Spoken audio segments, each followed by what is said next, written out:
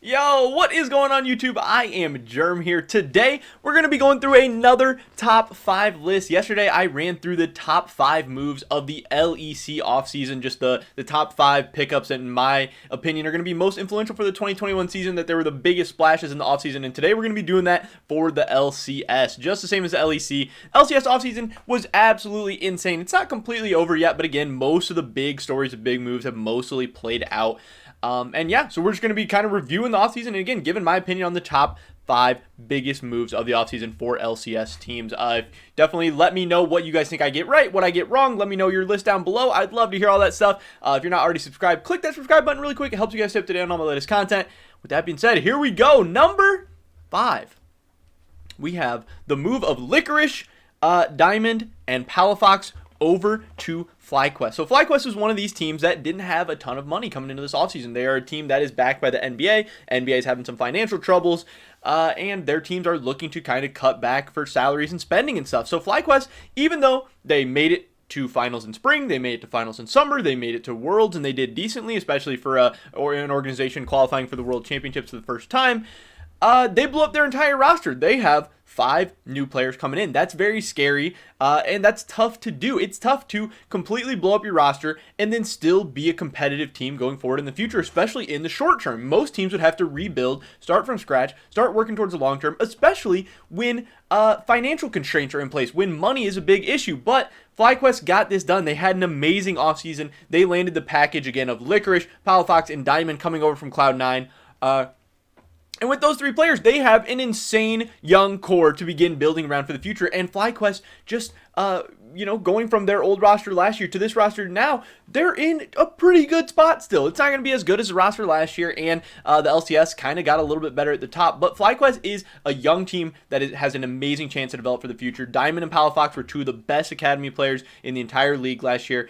They're so hyped up, so promising, and it's going to be really exciting to see how they can do. But they also now have a veteran leader in the top lane who is an all LCS caliber type talent that can not only help mold these younger players, teach them how to be professionals, teach them how to play the games, but can also just carry them because he's so good. They got an amazing, just absolute star in Licorice to build around and a ton of young talent around him to develop for the future. I think FlyQuest is going to be a scary team in 2021, but really in like 2022, be really looking out for this team. I think they had an amazing offseason despite all the challenges that were thrown at them, and I think Licorice and the rest of the Cloud9 guys going to FlyQuest was a huge move. That's number 5 for me.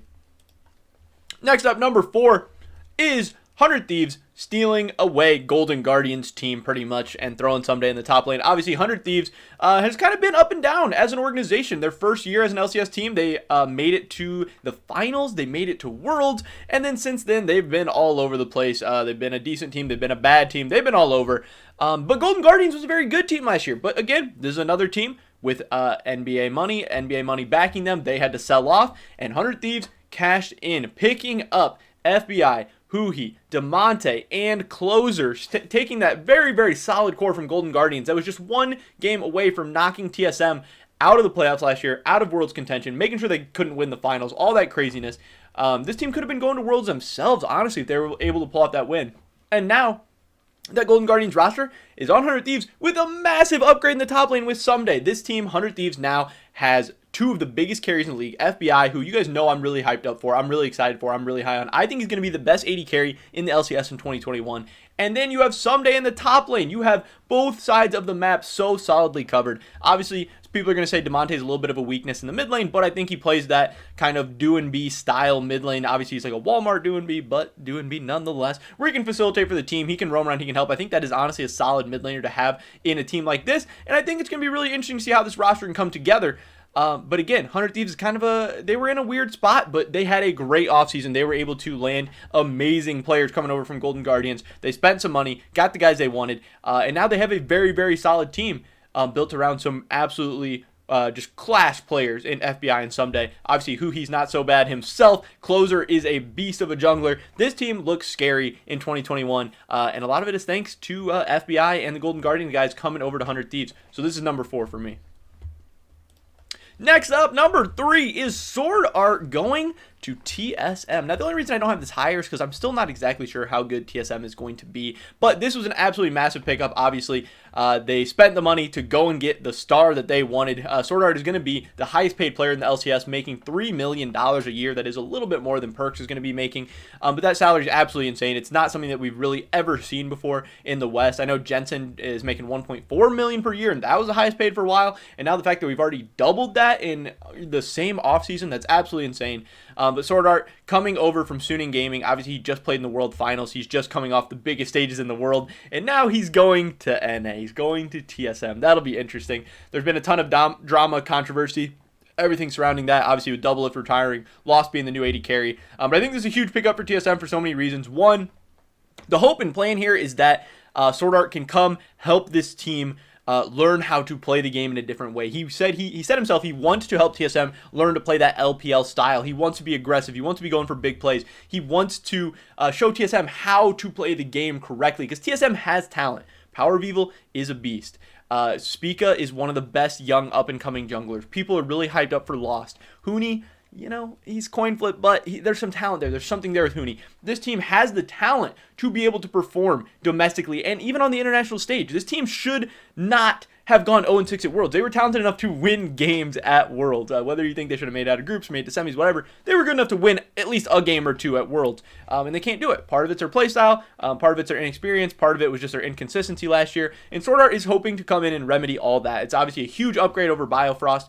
And again, I'm so excited that Lost has that just absolutely class quality of support to help race him, because I think that's going to help Lost in the long run, obviously, as well. It's going to make him look better, going to help him learn how to play the game better. This is an absolutely massive pickup for TSM. They went cheap in the top lane, not going after Impact or Licorice to, you know, they settled for Huni, which made some people upset, but it helped them go make a splash in support. This is an absolutely crazy import. Again, most TSM fans are hoping that Swordart and Lost can be a Core JJ tactical situation, and we're going to see how that works out. I don't know. I'm excited for TSM. I'm excited for Swordart. This is number 3 for me. Number 2, I have Santorin going to Team Liquid. I have this at number 2 because Team Liquid was a very, very good team last year. I think they went 15-3 in the summer split regular season. They didn't win the finals, but then they went to Worlds. They went 3-3, almost made it out of groups. They were so close. They were so close, and they could have. And all of that was with Broxa not playing very well in the summer, not playing very well in the summer playoffs, not playing very well at Worlds. They still had an amazing record. They still almost made it out of groups at Worlds. And now Santorin was, in some people's eyes, the best performing jungler in the LCS in the 2020 summer. Obviously, some people take Blabber, some people take Santorin. I don't think you can really go wrong with either one of them. But Team Liquid had a huge need, and they landed one of the best players available on the market in Santorin. And I think that's so exciting. It's such a clear upgrade, such a massive upgrade for this team, that they should have such high expectations for 2021. They really do have an amazing team coming in now. Obviously, they brought in Alfari for Impact as well, which Impact was very good. Impact was very, very good in 2020. So while I do think Alfari is going to be an upgrade over Impact and make Team Liquid better, I think the upgrade in the jungle is much more exciting, much bigger change that Team Liquid is going to reap the benefits from much more. And that's why I have this at number 2 and I don't have Alfari on the list. But yeah, I think TL should be so excited. They really have kind of NA's version of the super team. Obviously, it's not anything that's going to like rival G2 or anything like that. But they have a team that could literally and legitimately compete at Worlds now with this Team Liquid team. I think anything short of LCS titles and making it out of groups at Worlds will be a disappointment. This team is great. I think, honestly, I could even see this Team Liquid team, if everything meshes well together, being able to make semifinals at Worlds. And that's crazy. I know people are going to like flame that and stuff, but we've seen LCS teams make it to semifinals at Worlds before, and I think this Team Liquid team is perhaps the most talented team we've ever seen in the LCS. Obviously, I'm always going to have some bias for 2016 TSM. That team was absolutely sick, but this Team Liquid team is scary, and part of it is because they were able to go and get Santorin in the jungle. That's number 2 for me. Number 1, you guys know it. It's Perkz. Perkz going to Cloud9. This was one of the biggest stories in the entire League of Legends offseason worldwide. Perkz leaving G2. Where was he going to go? Fnatic, somewhere in Europe. Evil Geniuses, TSM, Cloud9, who knows? Cloud9 got it done. They spent close to $12 million to do so, and now they have one of the best mid laners in the world on their team. Again, they're still not my favorite team to win the LCS. I think Team Liquid is still going to be a more solid team than Cloud9, but Cloud9 is going to be so fun to watch. They're going to get so many new fans. They're going to have European fans watching. They're going to have new Cloud9 fans. Cloud9 has a crazy rabid fan base, and this is a huge pickup. Again, an absolute world-class player in Perkz coming to North America. and seeing what he can do. I'm so interested to see how hard he smurfs on all the other mid laners, how well he's able to mesh with Blabber.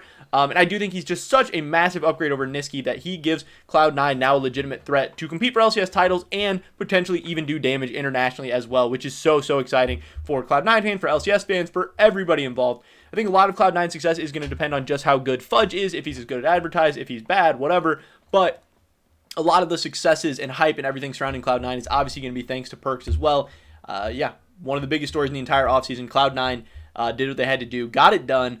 They sold off Licorice. They sold off a ton of other players to start getting the money to be able to afford Perkz. And it's a crazy amount of money, and I don't know if it'll end up being worth it. But this was the #1 biggest move of the LCS offseason for me. But that is pretty much it for this video today, guys. That is my list, my top 5 LCS offseason moves. Again, this was an absolutely insane offseason, one of the most exciting pretty much ever for the League of Legends offseason. LCS 2, I mean, there were some huge moves, crazy moves, so many things to be excited about headed into 2021.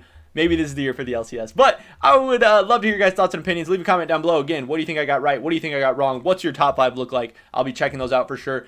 Drop a like if you enjoyed it. Subscribe to update on the latest content. Check me out over at Twitch, twitch.tv/I_am_germ. Hopefully catch you guys in the next one. But until then, peace!